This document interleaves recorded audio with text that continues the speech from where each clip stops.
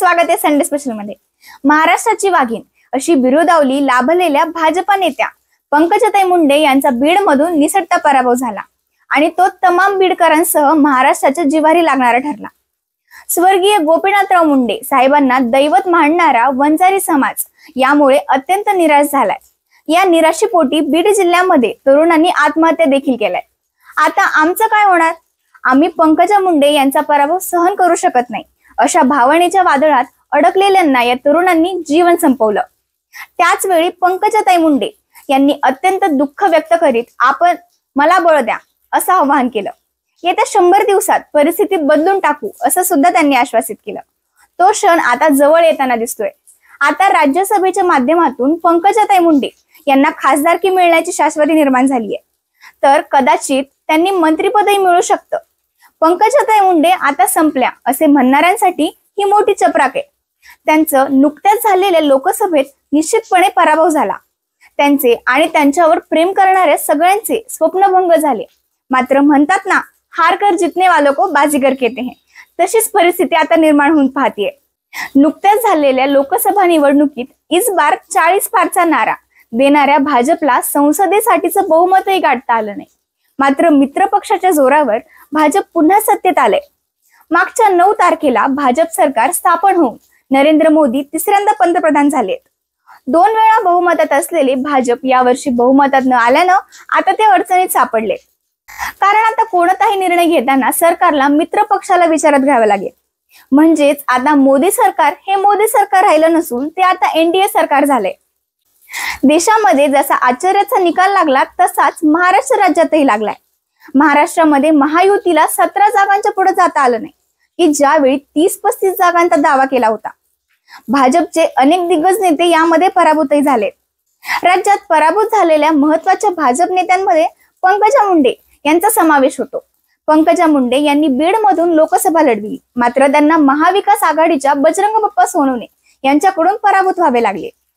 अत्यंत चुरशीच्या झालेल्या या निवडणुकीत पंकजा मुंडे यांना निसटता पराभव पत्करावा लागला।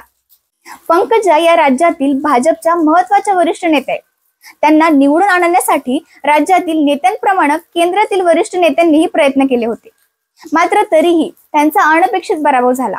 हा पराभव त्यांच्यासह भाजप आणि त्यांच्या कार्यकर्त्यांच्या जिव्हारी लागला। कारण गेल्या 5 वर्षांपासून पंकजा मुंडे या तशा सक्रिय राजकारणातून बाहेर आहेत। यामुळे त्यांना ही मोठी संधी होती, मात्र ती सुद्धा हुकली आहे। पंकजा मुंडे या पराभूत झाल्या असल्या तरी त्यांना आता राज्यसभेवर संधी दिली जाणार असल्याच्या चर्चा सुरू झाल्या आहेत। राज्यसभेच्या 2 जागा सध्या रिक्त होणार आहेत। एक जागा ही अजित पवार यांच्या राष्ट्रवादीत असलेले प्रफुल्ल पटेल यांची, तर दुसरी जागा लोकसभेचे विजयी झालेले साताऱ्याचे खासदार उदयनसिंग राजे यांची। यामुळे पंकजा मुंडे यांची राज्यसभेवर वर्णी लागणार असल्याची अटकळ बांधली जाते। महाराष्ट्रात झालेल्या पराभवाची समीक्षा करण्यासाठी 2च दिवसांपूर्वी दिल्लीमध्ये वरिष्ठ नेत्यांची बैठक झाली। या बैठकीला राज्यातीलही भाजप नेते हजर होते।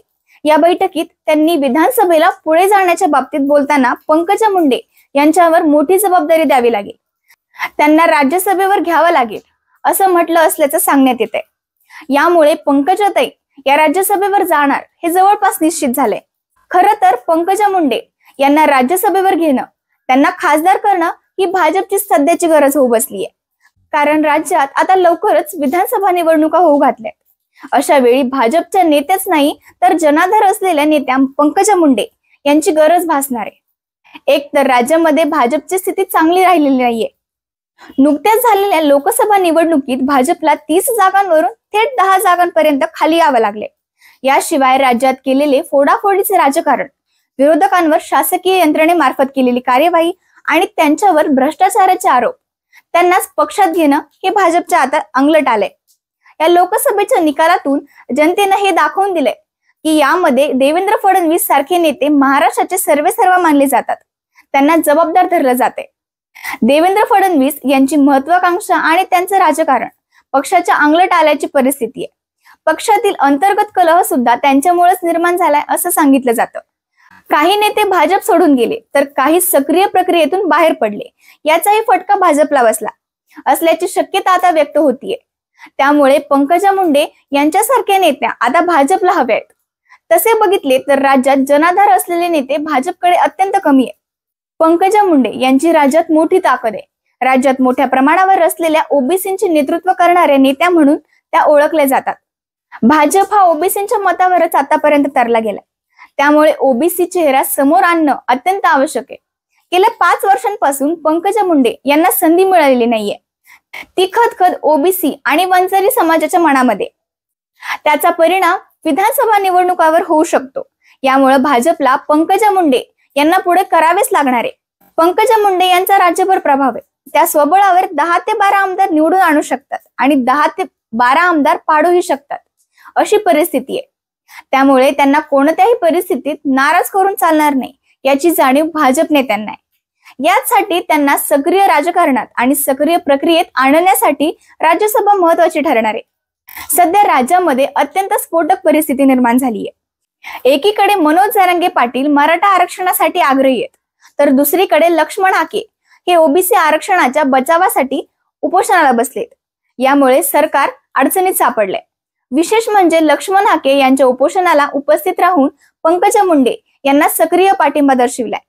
त्यामुळे ओबीसी वर्गामध्ये चैतन्याचं वातावरण आहे. पंकजा मुंडे यांची क्रेज पाहता सध्याच्या परिस्थितीत भाजपला पंकजा मुंडे यांना डावलून चालणारच नाही.